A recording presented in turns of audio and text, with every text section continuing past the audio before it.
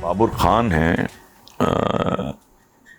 آزاد کشمیر سے ان کا تعلق ہے. وہ کہہ رہے ہیں کہ جی افغانستان میں ملنے والی رسوائی کے بعد آپ بھارتی حکومت کے نام کوئی پیغام دینا چاہیں گے؟ خطے بالخصوص افغانستان کے حوالے سے بھارت کا طرز عمل کیسا ہونا چاہیے؟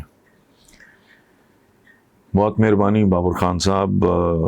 پیغام تو میں نے کیا جاری کرنا ہے، صرف ایک خواہش ہے ایک انسان کے طور پہ کہ اللہ پاک پوری دنیا کی قیادتوں کو انصاف اور اعتدال کی توفیق عطا فرمائے تاکہ انسان اس کرۂ ارض پہ سکھ کا سانس لے سکے. اس میں دیر کیا اور جلدی کیا. میں بنیادی طور پہ ایک بات جو اپنے ویورز کے ساتھ شیئر کرنا چاہوں گا کہ میرا ذاتی پرسنل اسیسمنٹ یہ ہے، اور صدیوں کی افغان ہسٹری کو سامنے رکھتے ہوئے، کہ طالبان ہوں یا افغانستان کے عوام، ان کی مدد صرف اللہ ہی کر سکتا ہے.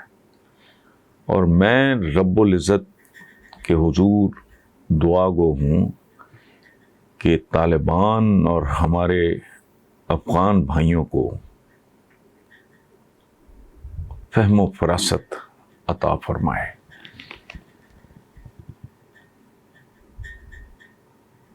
فرمایا مومن اپنے عصر کے ساتھ ہم آہنگ ہوتا ہے. مومن کی ایک بہت بڑی پہچان یہ ہے کہ وہ جس عہد میں، جس دور میں، جس زمانے میں زندہ ہوتا ہے، اس کی حقیقتوں کو وہ سمجھتا ہے اور ان سے ہم آہنگ ہو کے، سنکرنائز کر کے وہ زندگی گزارتا ہے. بہرحال تھینک یو ویری مچ. کیا واقعی حکومت نے سیاسی مخالفین کے خلاف کیسز اور جیلوں کو ایک ہتھ کنڈا بنا رکھا ہے، اور کیا یہ اقدام درست ہے؟ تو سارا بی بی، پہلی بات جو بڑی بنیادی بات ہے وہ یہ کہ اس ملک کو نہ آپ نے لوٹا ہے نہ میں نے لوٹا ہے. اس ملک کو، اس ملک کی اشرافیہ نے لوٹا ہے، اور بہت ہی بے رحمی سے لوٹا ہے.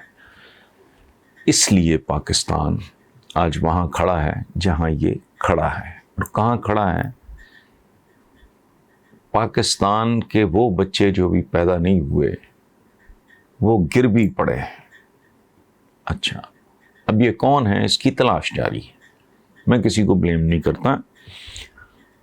عدالتیں آزاد ہیں. ہمارے جوڈیشل سسٹم کو امپروومنٹ کی ضرورت ہے، وہ ایک علیحدہ بحث ہے، لیکن عدالتیں آزاد ہیں. آج نہیں تو کل سیاہ و سفید کا فیصلہ ہو جائے گا. اور میرا ذاتی خیال یہ ہے کہ فواد چودھری خود نہیں بول رہے، یہ ان کا غیر متزلزل اعتماد بول رہا ہے. باقی